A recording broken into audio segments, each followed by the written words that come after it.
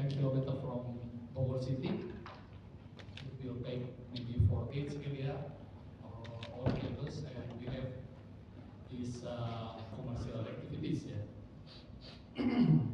Actually, Dr. Meka was. We are very honored to continue hosting this annual international collaboration event. We hope that have the potential to be converted into bioenergy. The enormous potential to contribute to the achievement of sustainable energy transition and bioeconomy. The journey leading research center in energy research. AI innovation and global collaboration for bioenergy and the decarbonization AI study program. Start from this year, start from this September. Sustainable practices and international partnership aimed at accelerating AI, IT technologies in biomass and bioenergy, culture, environment, economic, policy. Ladies and gentlemen, I would like to close this speech by thanking Director of Oil Palm Plantation, Oil Palm Plantation Fund Management. Finally, I sincerely hope that this international conference would be that will be delivered by the representative of oil. Please welcome Mr. International Conference of Biomass Bioenergy. This is the 9th conference, then every year BPTPKS always support this conference. It is very good to see all of this occasion agency as well as BPTPKS. BPTPKS. The palm oil industry is very important variable for economy, including approximately 7 million workers in smallholder oil palm industry economy, namely bioeconomy. Indonesia economic growth after almost year. Ready, Prof? You have the energy to hit the gong? Not too hard, okay? Because we don't want to break anything here. It's okay. Okay, so ladies and gentlemen, please count aloud from 1 to 3, and then Professor Erna will strike the gong on the count. 2, 3.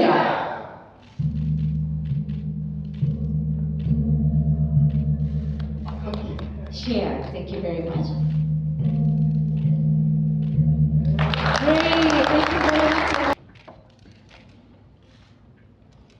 Is it Professor Dr. Santiago Fujita, International Society of Biomass and Bioenergy Japan, Professor Yanda Akiaman, from IPB University Indonesia, Dr. Liu Kuang-Hui, University of Technology Petronas Malaysia, Professor Yukihiko Matsumura from Hiroshima University. Nice to meet you. Honorable Bapak Meka, Pak Dani, all my colleagues here. I see that so many my colleagues here attend in person and also maybe virtually. Distinguished speaker, ladies and gentlemen. NDC target by 2030. We aim to reduce a significantly greenhouse gas with target set at around 358 million tons CO2. Dasarnya utama adalah membicarakan kemajuan ilmu pengetahuan dan teknologi di dalam memanfaatkan bioenergi dan biomasa. Kita punya misi besar, yaitu menurunkan emisi rumah kaca, dan sudah menjadi kebijakan nasional bahwa salah satu upaya menurunkan emisi rumah kaca itu dengan meningkatkan peranan atau jumlah energi yang berasal dari bio. Nah, bagaimana energi bio itu kemudian bisa kita implementasikan? Itu tentu memerlukan pengembangan riset dan teknologi. Ini yang dilakukan oleh para akademisi dari perguruan tinggi di lembaga-lembaga penelitian, dan kita di sini mempertukarkan perkembangan riset kita masing-masing. Sebagian ada yang masih tahap awal, sebagian ada sudah siap diimplementasikan. Nah, dan ini kita rekomendasikan ke pemerintah untuk dijadikan kebijakan. Sejauh ini Pak, kolaborasinya gimana Pak? Kolaborasinya? Ya, kolaborasi untuk menangani masalah bioenergi dan dekarbonisasi. Cukup bagus ya. Kolaborasi itu antara perguruan tinggi dengan lembaga riset, atau antara perguruan tinggi dengan dunia dunia usaha gitu Pak ya. Jadi ini kita sudah berjalan. Juga kalau sekarang ini sesuai dengan tema kami kan global collaboration. Global collaboration itu dengan dunia internasional. Dengan kalau dari IPB tentu partner yang banyak adalah lembaga-lembaga perguruan tinggi nasional. Seperti tahun ini kita ada mitra kita dari Jepang, ada mitra kita dari Malaysia. Ini kita berkolaborasi untuk IPB pada dasarnya untuk pengembangan ilmu pengetahuan, tapi implementasinya tentu untuk di pemerintah untuk dieksekusi di dalam kebijakan pemerintah. Berarti itu salah satu target atau goalnya ya Pak ya dalam konferensi ini? Oh iya, tentu kita adalah merekomendasikan kebijakan, kemudian memperkenalkan perkembangan iptek yang bisa diimplementasikan. Karena kan yang akan menjadi users adalah sektor swasta ya. Tapi kan yang akan mendorong ini menjadi implementasi adalah kebijakan pemerintah. Dan itu kita komunikasikan hasil riset itu kepada swasta maupun kepada pemerintah. Oke, kalau untuk di Indonesia sendiri Pak, untuk hasil risetnya gimana Pak? Bagaimana? Untuk di Indonesia sendiri gimana? Alhamdulillah cukup bagus ya. Contohnya kan yang paling besar sekarang itu adalah B35 itu kan. Itu kan secara angka besar dan secara manfaat juga besar. Jadi secara lapangan pekerjaan besar, kemudian secara penurunan emisi juga sudah besar. Dan itu hasil pengembangan riset kita. Bagaimana kita memproduksi biodiesel dari kelapa sawit, ya, dari kelapa sawit kita produksi juga dulu namanya methyl esternya atau olinnya ya. Kemudian dari itu kita melalui reaksi yang disebut dengan esterifikasi, kita memproduksi yang namanya direaksikan minyak nabati ini dengan metanol, kemudian menghasilkan yang namanya biodiesel, fatty acid methyl ester.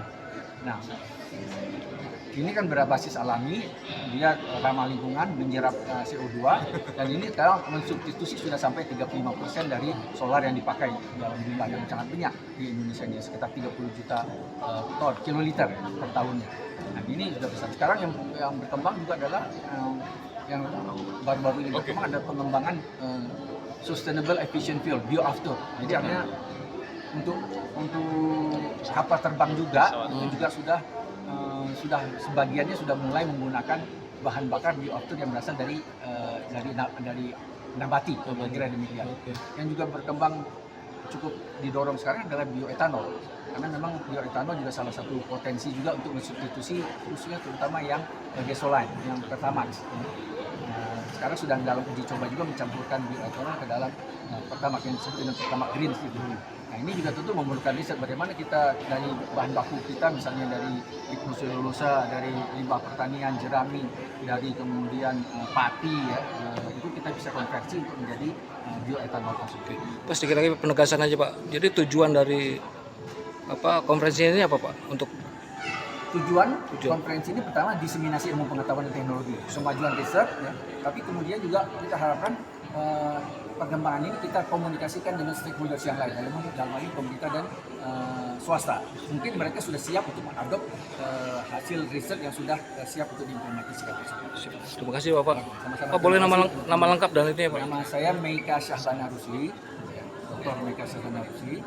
Jabatan saya Direktur Surfactant and Bioenergy Research Center di Pusat Penelitian Bioenergi dan Surfactant IPB University. Terima kasih Bapak. Terima kasih Pak. Jelajahi cara baru mendapatkan informasi. Download Metro TV Extend sekarang.